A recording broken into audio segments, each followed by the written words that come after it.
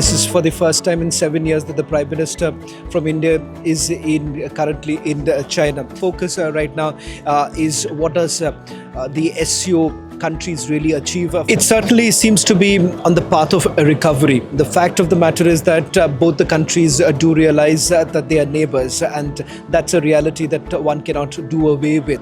And let's not forget that coming together of two giants, the markets that they have, essentially, that is extremely beneficial, not just for India and China, but for the entire region. I think so it is time to basically reject the Western hegemony, because we believe that we are no less than the United States of America, and we are an emerging market, we're an emerging power, particularly with regards to, if at all China also is on board with it, it is for the benefit of India as well as for China. So there is going to be mutual respect, there's going to be a strategic relationship.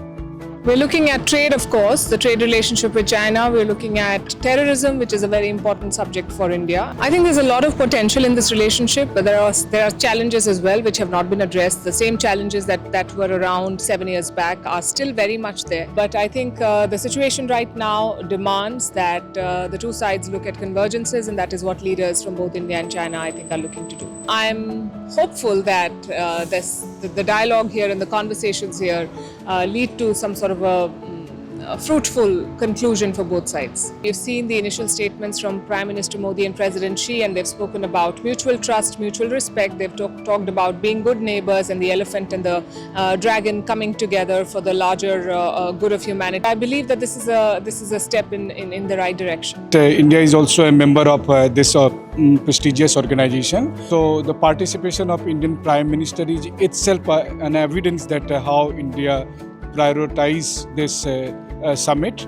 But of course, the timing is very much important, because the world is going through tariff situations. I believe that India will focus on maintaining the supply chain.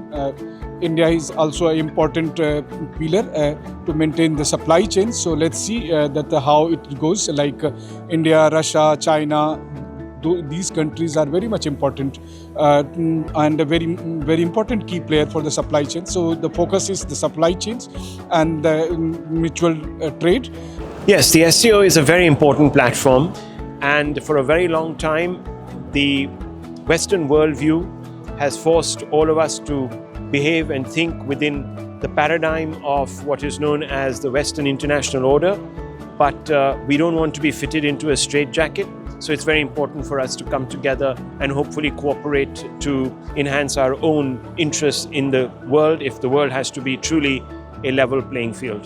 And from my sources, I've been told that the meeting was wide-ranging, a lot of issues were discussed, and a understanding was reached that we are going to evolve a consensus as we move forward on some of the issues that have remained sticking points in our association. Yes, it's very important, because remember, these three countries, the basis for BRICS, and BRICS is a very important platform.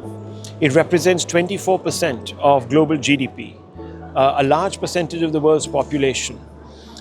In fact, BRICS output goes into, I think, about $40 to $50 trillion, if not more, which means that we contribute hugely to economic well-being of the globe.